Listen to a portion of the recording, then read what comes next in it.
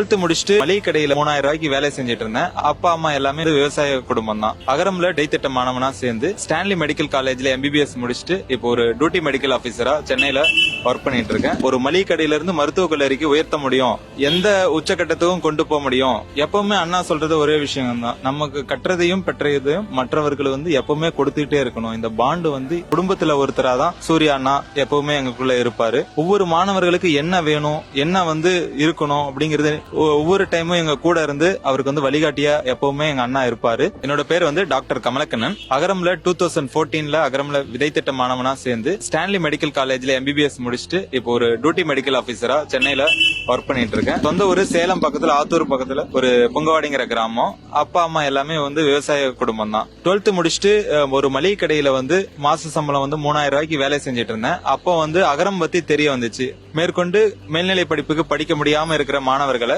இலவசமா படிக்கிற வைக்க வர ஒரு அமைப்பு அப்படின்னு தெரிஞ்சவங்க மூலமா சொன்னாங்க. அகரத்துக்கு எழுதி போட்டேன். அதோட ப்ராசஸ் மூலமா செலக்ட் ஆயிட்டு காலேஜ் படிப்பு எல்லாமே படிச்சு முடிச்சிட்டேன்.